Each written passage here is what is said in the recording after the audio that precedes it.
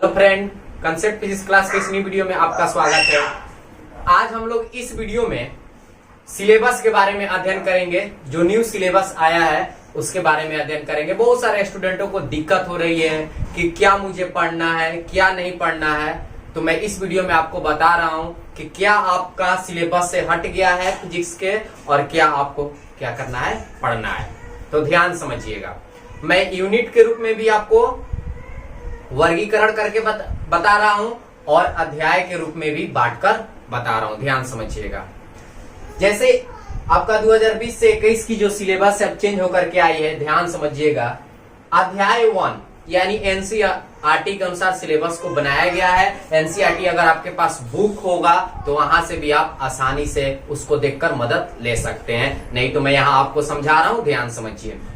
अध्याय 1 जिसको हम बोलते हैं इलेक्ट्रिक चार्ज एंड फील्ड, जो 7 नंबर का क्वेश्चन आएगा इसमें से न्यू सिलेबस में, जिसको हिंदी में बोलते हैं विद्युत आवेश तथा क्षेत्र। अब इसमें पढ़ना क्या है? विद्युत आवेश पढ़ना है, ध्यान समझिएगा। चालक पढ़ना है जो हम लोग पढ़ चुके हैं। विद्युत रोधी पढ़ना है। प्रेरण द्वारा आवेशन पढ़ना है। वैद्युत आवेश के मूल गुण पढ़ना है। कूलम का नियम पढ़ना है। बहुल आवेश के बीच बल पढ़ना है। विद्युत क्षेत्र पढ़ना है। विद्युत क्षेत्र रेखाएं पढ़ना है।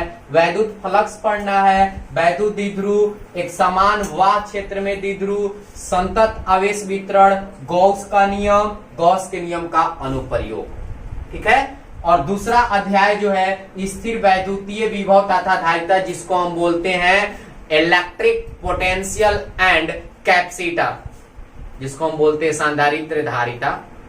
इसको छोड़ देना है, यानी सिलेबस ये आउट हो गया, इसको नहीं पढ़ना है। अब देखिए अध्याय 1 और अध्याय 2 को मिलकर एक यूनिट, फर्स्ट यूनिट का हम अध्ययन करते हैं। अध्याय 1 और 2 यूनिट फर्स्ट में शामिल रहता है, जिसको बोलते हैं इलेक्ट्रोस्टैटिक्स। और कोई बच्चा यूनिट के अनुसार अगर पढ़ता होगा तो इलेक्ट्रोस्टैटिक्स में 4 सेशन करके पढ़ाए जाते हैं। पहला होता है आपका इलेक्ट्रिक चार्ज एंड फील्ड, दूसरा होता है गॉस का प्रमेय, तीसरा होता है इलेक्ट्रिक पोटेंशियल तथा चौथा होता है कैपेसिटर संधारित्र धारिता। ठीक है। तो इसमें क्या करना है, देखिए विद्युत आवेश तथा क्षेत्र में आपका गॉस का नियम भी पढ़ना है। इस बात को ध्यान दीजिएगा। यानी 2 सेशन हमें पढ़ना है, 2 सेशन मुझे क्या करना है, छोड़ देना है। यानी अध्याय 2 यानी स्थिर वैद्युत विभव तथा धारिता को नहीं पढ़ना है। ठीक है। अब आते हैं, देखिए अध्याय 3।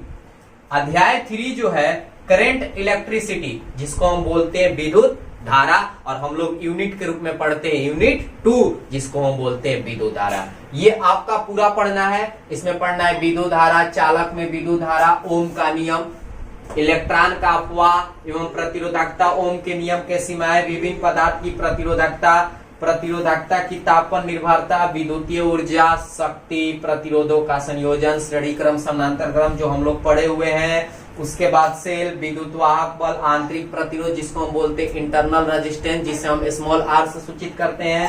श्रेणी तथा पार्श्वक्रम में सेल, व्हीटस्टोन सेतु, मीटर सेतु, पोटेंशियोमीटर, विभव मापी, कार्बन प्रतिरोधक का वर्ण संकेतन, यानी प्रतिरोध लगा है उसमें अपना अलग अलग टॉपिक छोटा छोटा टूट जाता है। तो कार्बन प्रतिरोध का वर्ण संकेतन, यानी यूनिट 2 को पूरा तरीका से पढ़ना है। और अध्याय के अनुसार ये अध्याय 3 है, करंट इलेक्ट्रिसिटी। करंट इलेक्ट्रिसिटी से 6 नंबर का आपका मार्क्स आएगा, 6 नंबर का, और ये 7 नंबर का ऐड करते जाइए।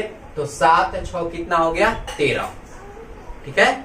यानी हम लोग 2 यूनिट का अध्ययन कर लिए, 13 नंबर हमसे पूछा जाएगा। यूनिट के अनुसार ये 2 यूनिट हुआ, अध्याय के अनुसार ये कितना हुआ, 3 हुआ। कोई दिक्कत? इतनी बातें स्क्रीनशॉट करना चाहते हैं तो कर लीजिए। इसके बाद हम आगे बढ़ते हैं। वहां तक हम यूनिट 2 का अध्ययन किए थे, यूनिट 2 तक बताए थे, जिसमें 3 अध्याय आया था। अब देखिए अध्याय 4 और अध्याय 5 यूनिट 3 के अंतर्गत आते हैं। अध्याय 4 जो है गतिमान आवेश तथा चुंबकत्व, जिसको हम बोलते हैं मूविंग चार्ज एंड मैग्नेटिज्म। ठीक है। जो अभी हम लोग पढ़ रहे हैं यूनिट 3, धारा का चुंबकीय प्रवाह तथा चुंबकत्व, यूनिट 3 का नाम है जिसमें पहला सेशन है मान आवेश तथा चुंबकत्व, जिसको हम बोलते हैं मूविंग चार्ज एंड मैग्नेटिज्म। इसको नहीं पढ़ना है, अभी हम इसी को अध्ययन कर रहे हैं आपके चैनल कंसेप्ट फिजिक्स क्लास पर। आपको यही पढ़ाया जा रहा है, लेकिन ये हट गया है, सिलेबस ही आउट हो गया है, इससे क्वेश्चन नहीं आएंगे। लेकिन जब हम स्टार्ट कर दिए हैं तो 2-3-4 लेक्चर और है, उसको हम खत्म ही कर देंगे, तब जाकर अध्याय 5 जो है चुंबकत्व एवं द्रव की जो क्वेश्चन आएगी उसको हम अच्छे तरीका से क्या कर लेंगे, समझ लेंगे। तो देखिए अध्याय 5 जो है, अध्याय 4 और 5 यूनिट 3 के अंतर्गत आते हैं चुंबकत्व एवं द्रव्य, मैग्नेटिज्म एंड मैटर। इससे 10 नंबर का क्वेश्चन आएगा न्यू सिलेबस में। इसमें क्या पढ़ना है, क्षण चुंबक, चुंबकत्व, गॉसिय नियम, भू चुंबकत्व, चुंबकीयकरण एवं चुंबकीय तीव्रता, पदार्थ के चुंबकीय गुण, अस्थायी चुंबक, विद्युत चुंबक। बात समझ पा रहे हैं?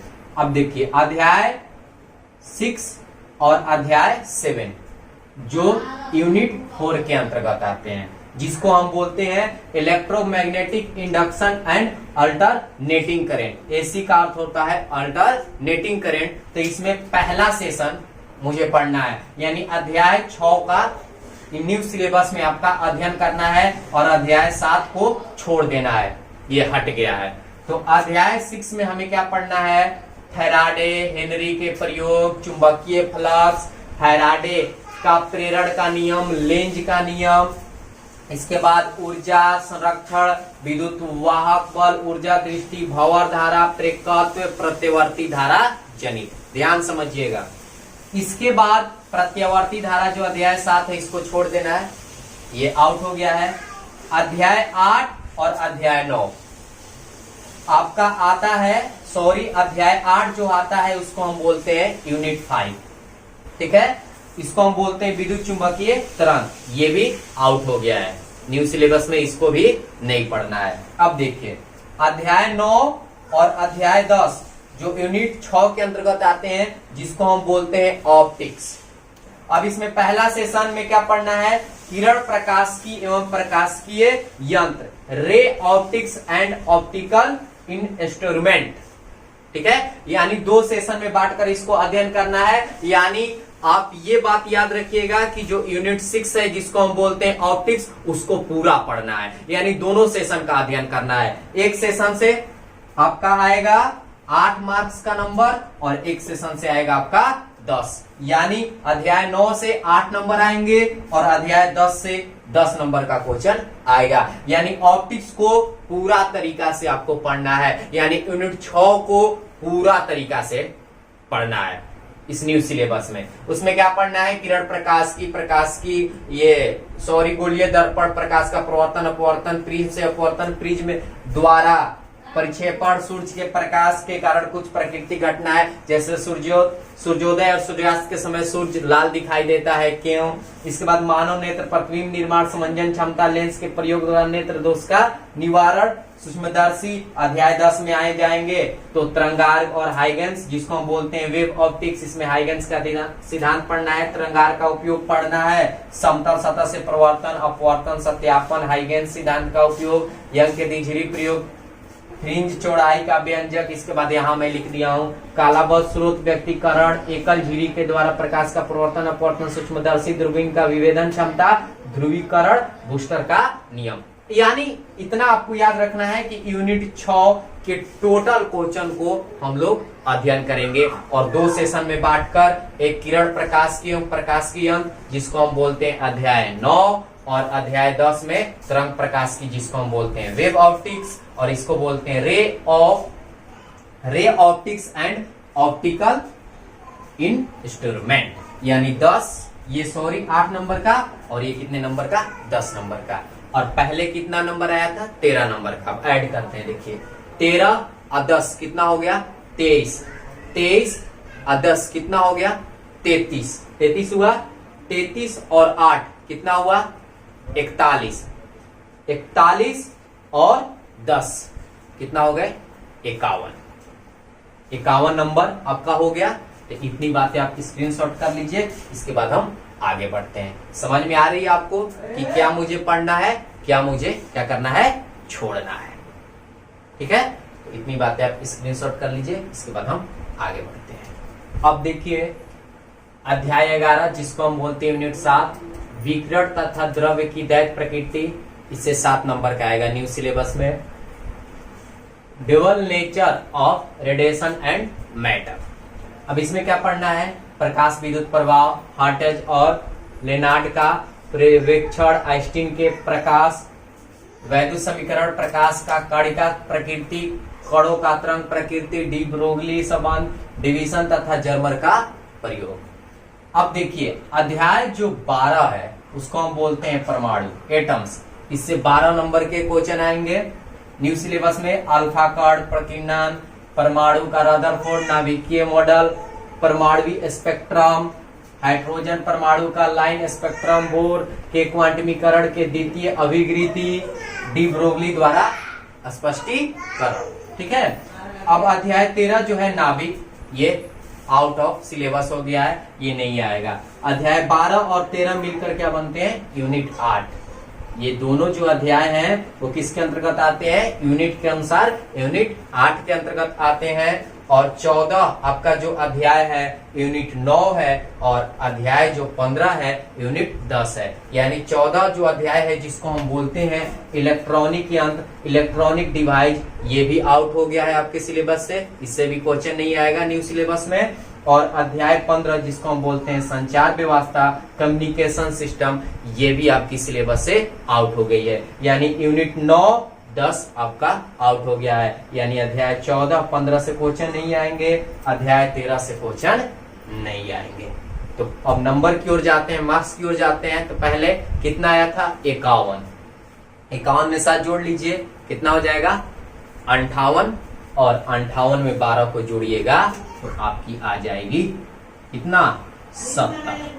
कितना हो गया, 70 नंबर। और आपका 30 नंबर प्रैक्टिकल हो जाएगी, तो 70 और 30 कितना हो जाएगा, 100 हो जाएगा।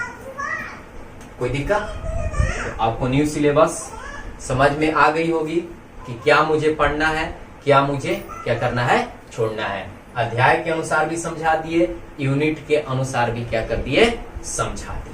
और अभी तक हमारे चैनल को सब्सक्राइब नहीं किए हैं तो प्लीज सब्सक्राइब कर लीजिएगा तथा बेल आइकन को जरूर दबाइएगा, ताकि हम जितने भी वीडियो बनाएं तुरंत आपके पास पहुंच जाए।